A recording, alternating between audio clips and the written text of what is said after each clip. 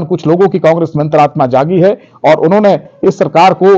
एक आईना दिखाने का काम किया। और जिस तरह से कांग्रेस के अंदर अपने अंदर ही विरोधाभास है, कांग्रेस के मंत्री कैबिनेट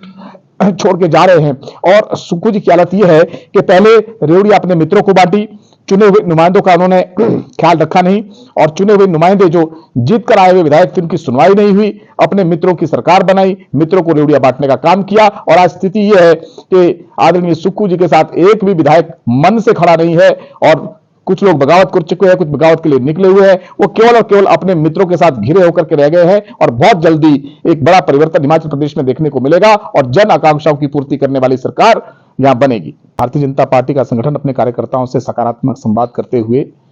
बूथ स्तर तक संगठन को सुदृढ़ करने के लिए कार्यशाला आयोजित करता है। आज त्रिदेव सम्मेलन में हमारे ग्राम केंद्र के अध्यक्ष, ग्राम केंद्र के प्रभारी, बूथ के हमारे अध्यक्ष, पालक और बीएलए और उनके साथ साथ वरिष्ठ कार्यकर्ता तथा पंच परमेश्वर जो जनप्रतिनिधि है, उन सबका एक संयुक्त सम्मेलन आयोजित हुआ है रामपुर मंडल का। और आगामी लोकसभा चुनाव को लेकर के कार्यकर्ताओं के साथ मैंने संवाद किया है। आदरणीय मोदी जी के नेतृत्व में और आदरणीय नड्डा जी के नेतृत्व में सरकार, केंद्र सरकार और हमारा पूरा पार्टी का संगठन हमारे प्रदेश में, प्रदेश नेतृत्व के मार्गदर्शन में लगातार उत्साहपूर्ण माहौल में भारतीय जनता पार्टी का जो नारा है 400 के पार अब की बार, उसमें हिमाचल प्रदेश से भी चारों की चारों विधानसभा सीट, लोकसभा सीटें जीत करके एक नया रिकॉर्ड भारतीय जनता पार्टी बनाएगी। और निश्चित तौर पर जिस तरह से पूरे देश में आदरणीय मोदी जी की लहर है, लहर में इस बार सुनामी है और 400 के पार जो आंकड़ा है उस लक्ष्य को प्राप्त करने के लिए कार्यकर्ता उत्साहित है, कर्मठता के साथ अपने बूथ को जीतने के लिए लगा है। भारतीय जनता पार्टी अपने काम के आधार पर आगे बढ़ने वाली पार्टी है और विगत विधानसभा चुनावों में कांग्रेस ने झूठे वादे दिए और उन झूठे वादों से मुक्ति के लिए जनता बेसब्री से इंतजार कर रही थी कि कब इस सरकार से मुक्ति मिले।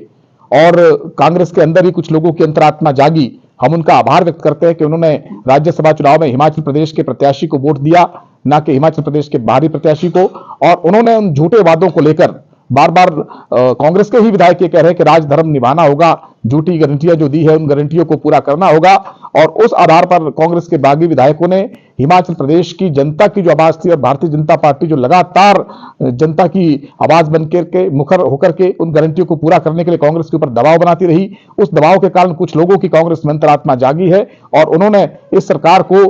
एक आईना दिखाने का काम किया। और जिस तरह से कांग्रेस के अंदर अपने अंदर ही विरोधाभास है, कांग्रेस के मंत्री कैबिनेट